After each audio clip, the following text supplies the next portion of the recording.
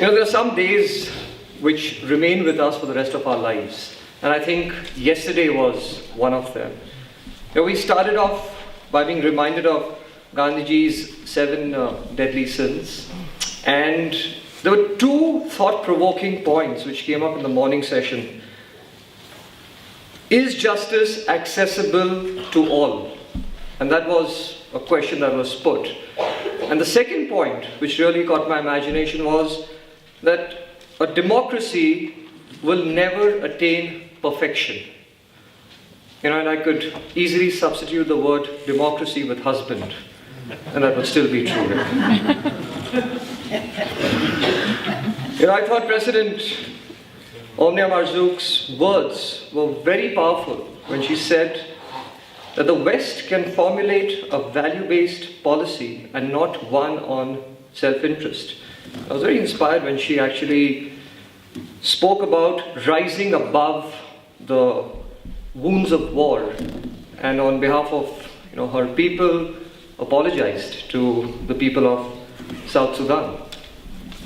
His Excellency the Vice President of South Sudan spoke extensively about a participative democracy and the relationship between national consensus and reconciliation and good governance.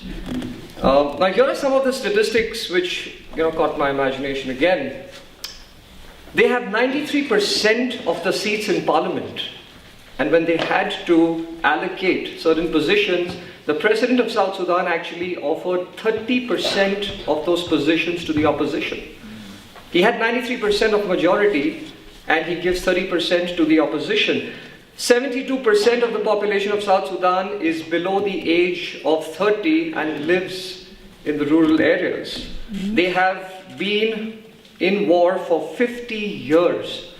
And as the Vice President said, is a society that is traumatized. 50 years of war. And when he spoke about the vision for South Sudan, he wasn't talking about Vision 2020. He spoke about Vision 2040. They are not looking 10 years ahead, they are looking 30 years ahead. And it was very interesting. Did you notice when he spoke about one of his biggest challenges? Of course, he did talk about corruption and various other things, but he said one of the biggest challenges he has as a young democracy and as the newest country of the world is meeting the expectations of the people.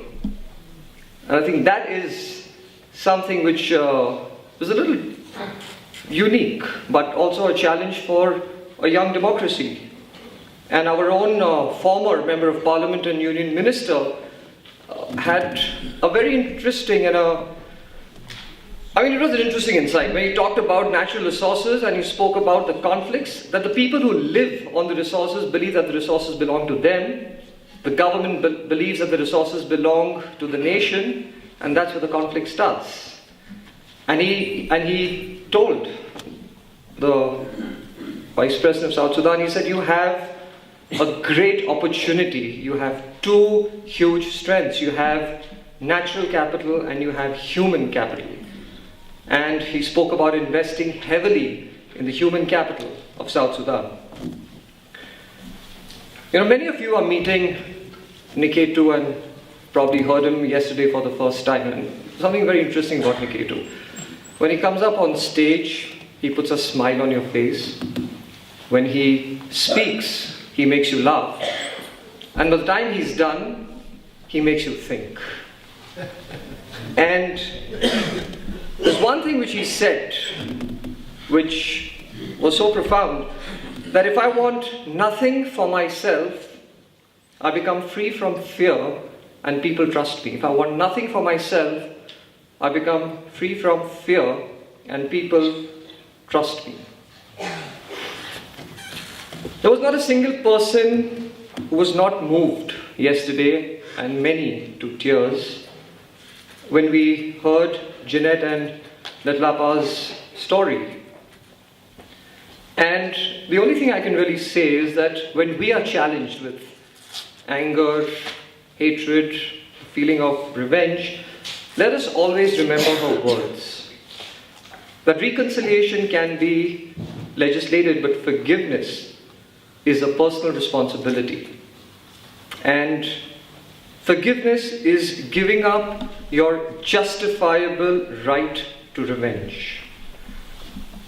But did you see the connection yesterday? President Omnia Marzouk spoke about rising over the wounds of war. The Vice President of South Sudan spoke about reconciliation and good governance. And he also spoke about how he'd apologized to the people when who had been affected in the war, and the living example of Jeanette and the whole story of forgiveness.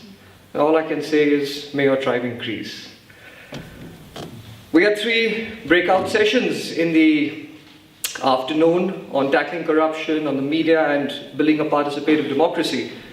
And I believe the discussion on participative democracy was very participative and was extensively discussed and debated. The role of women in a participative democracy. I can see all the men nodding their heads, and all I can say to you is that the hand that rocks the cradle rules the world. So we must concede. We went to Grand Paris in the evening, and I think that was extremely inspiring. I had a wonderful narration from Mike Brown, who shared with me this morning that the gentleman from Burma shared this with him, that he couldn't sleep last night.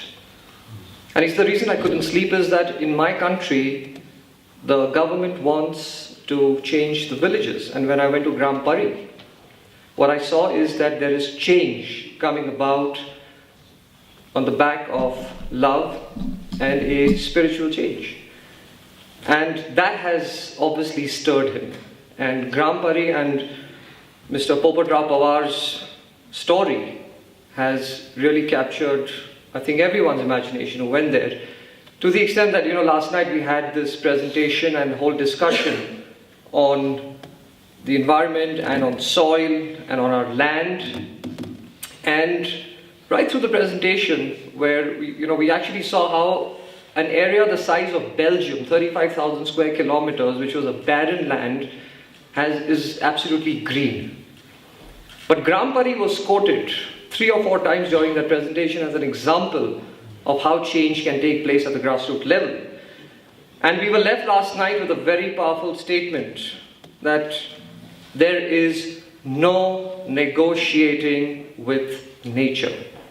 And probably that's why she's called Mother Nature.